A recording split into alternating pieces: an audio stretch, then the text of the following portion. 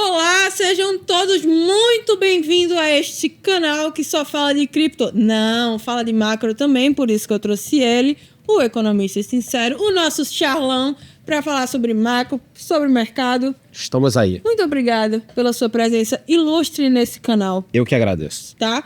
Para começar, eu queria saber, a gente teve uma mudança, na última vez que você veio, a gente falou um pouco sobre o cenário, o que estava acontecendo, só que o cenário mudou. Tá. Concorda comigo? A gente tem eleição por aí, o Biden meio gaga, a gente tem um cenário macro um pouco mais diferente se tratando de inflação. Então, para começar isso tudo, eu queria que você, na verdade, primeiro de tudo, para eu trazer ele aqui, vocês não sabem como é. Então, deixa o like nesse vídeo, comenta se vocês gostam dessa dupla aqui, tá? E não esquece de deixar o sininho, porque muita gente não tá conseguindo ver os vídeos porque não tá ativando o sininho. Então, ativa o sininho. E vamos lá. Como é que você tá vendo o cenário macro até o fim do ano aí, falando de juros, falando de inflação? Qual é a tua perspectiva? Tá, o cenário macro é assim, a gente começou o ano, todo mundo esperando uma quedinha de juro americano em março. Aí março para junho, para não sei o que. Resumindo, agora, talvez em setembro tenha uma queda, se não uma entre setembro e final do ano. Então, o cenário mudou porque a essa altura agora a gente teria que estar na segunda ou terceira queda já. Deveria estar abaixo dos 5% e não está abaixo. Então, hoje o cenário nos Estados Unidos e no mundo é de um pouquinho a mais de tempo com juro elevado, tá? Isso pressiona todos os ativos, incluindo o Bitcoin. Ah, não tem nada a ver Bitcoin com outras coisas e tal. Tá bom, você acha que não tem nada a ver, tudo bem. Mas tem a ver, obviamente. O cenário muda para o Bitcoin. Na cestinha lá, o Bitcoin é ativo de risco, ponto. Ativo de risco é assim, juros para cima, ativo de risco. Juros para baixo, ativo de risco. É que você tem que pensar o seguinte... Agora com o ETF da BlackRock, ok? Não é só o maximalista, o cara que tá assistindo a gente, ou eu que vou comprar o Bitcoin. O malvadão, o cara que tem 100 milhões de dólares, 200 milhões de dólares, 300 milhões de dólares, esse cara também quer entrar no Bitcoin. Só que quando ele olha pro juro americano, ele pensa, pô, se der 5, 6, 7% com baixo risco, pra que eu vou comprar cripto? Agora, ano que vem, se tudo der certo ou errado e o juro cair para 2, 2,5... É outra história. O sujeito olha lá para os 500 milhões de dólares dele e pensa, pô, se eu tô ganhando aqui 1,5, 2, eu vou arriscar um pouco. Eu vou arriscar um pouco. E ele vem pro Bitcoin. Então, a queda do juro americano vai sim ser um acionador de mais dinheiro pro mercado. Tá, te colocando na fogueira. Quantas quedas... Se tem queda esse ano e se houver setembro ou novembro? Vai. Probabilidade de uma queda esse ano. Tá. Por enquanto, em setembro. Beleza. Por enquanto, setembro. Só que com eleições americanas... É isso que eu introduzi vai chegar como próximo das eleições? Vai ser o Biden o candidato? Não vai ser o Biden? Aí vamos criar uma teoria da conspiração aqui. O Biden e o Trump tá assim, ó. Então... Aí o Biden fala assim, vamos baixar esses juros... para ver se o mercado se anima um pouco comigo. Então, se eu fosse apostar em o Luiz, é setembro. Tá. Muito pelo que está acontecendo. Mas tem que ver o Fed, que é o Banco Central Americano, se eles vão querer reduzir o juro. Tu não acha que... Eu acho que depende muito da inflação americana. Tu não acha que o Biden não dá para dar uma cutucada aí? Não, o Biden não cutuca mais nada. É verdade. O Biden tropeça agora, né? Eu acho a probabilidade grande dele não concorrer. Porque quando você olha lá aquelas imagens dele nos shows, nos eventos, em tudo, ele meio perdido, meio assim e tal. Então, parece que a gente tá num filme, né? Vamos entrar nisso, tipo, eleições americanas.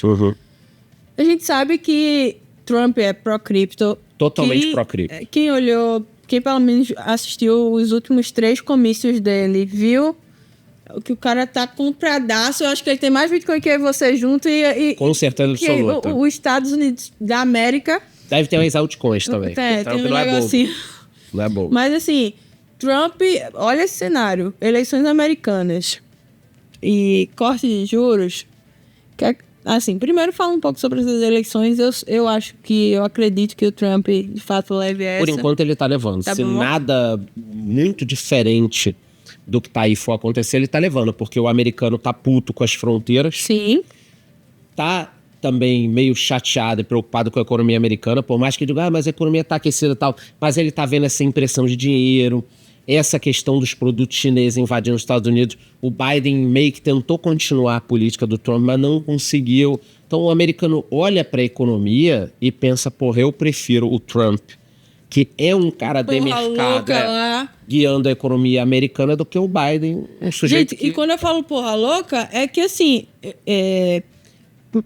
na minha grande teoria, se esse cara tivesse sido reeleito, nem guerra tinha existido, tá? Não, provavelmente não. Então, assim, a probabilidade em todo o cenário ali do Trump ganhar, por tudo que tá acontecendo, e é isso que eu vou te perguntar, tipo, existe algum outro fator externo em relação à guerra, enfim, um fator externo que tu tá olhando que pode dar uma balançada nos ativos de risco? Sim. Eu estava analisando a questão da guerra entre a Rússia e a Ucrânia. Tá. Provavelmente o Trump vai querer resolver isso na hora que ele foi eleito. Então a gente não sabe o que ele vai fazer, se ele vai tentar falar com o Putin, ou se ele vai tentar ali pegar um mapa, falar, daqui para cá é teu, daqui para cá a gente vai fazer alguma intervenção. O tipo de relacionamento que ele vai ter com essa direita que está ascendendo na Europa. Agora, o que poderia desestabilizar completamente os mercados é China-Taiwan. Tá. Porque melhorar ou piorar a guerra entre Israel e Hamas, que é o proxy do Irã ali, ou a questão da Rússia e Ucrânia mesmo ali, como é que vai ficar o mapa, se vai acabar, se não vai, são guerras que já estão acontecendo, tá? Agora, o que poderia bagunçar de vez o mercado é se a gente tivesse qualquer tipo de aproximação ali de uma guerra entre China e Taiwan. Que aí seria um negócio que era isso que eu falava. É outra coisa, porque é uma coisa assim, não tô diminuindo, pelo amor de Deus, a gente tá falando de guerras aqui. Mas uma coisa é Rússia e Ucrânia, outra coisa é uma guerra no Oriente que já era cantada. Já tem o tempo inteiro. Agora China, Taiwan. E os Estados Unidos sempre tem aquele discurso de proteger Taiwan. Exato. Sendo que Taiwan tem 90% dos chips de maior capacidade no mundo vem de Taiwan. Parte da produção eles já estão começando a migrar para os Estados Unidos, criar indústria, tudo, mas isso demora anos para fazer. Então você tem o problema das tecnologias, que a gente teria uma ruptura das cadeias, e essa bagunça no mundo, porque se tem uma guerra ali, os países têm que se posicionar. Tipo, a Europa está do lado de quem? Estados Unidos está do lado de quem? Rússia, Irã, Coreia do Norte, a gente já sabe que estão do lado da China, e o Brasil está do lado de quem? Teremos sanções ou não? O Brasil... teremos... Então, Brasil.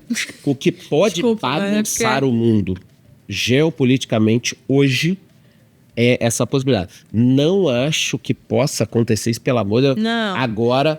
Mas, falando de fator extremo. Por outro lado, se eu fosse a China, com o Trump, uma possibilidade real dele ganhar.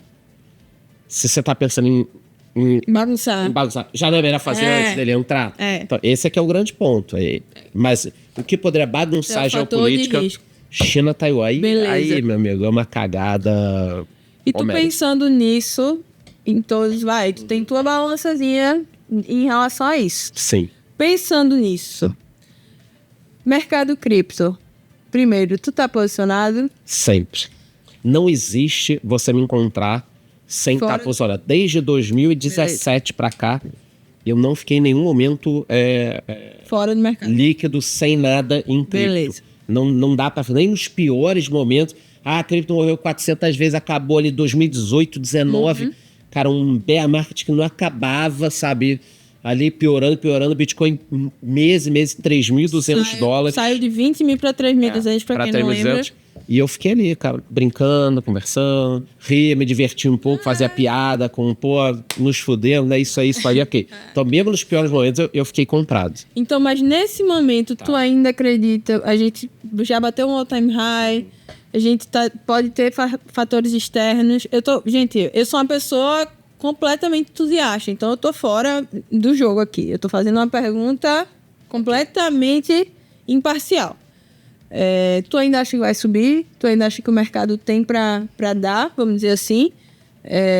E se sim, quantos % tu tá nessa brincadeirinha nesse momento? Tu tá sempre alocado. Momentos tu tá mais, momentos tu tá menos.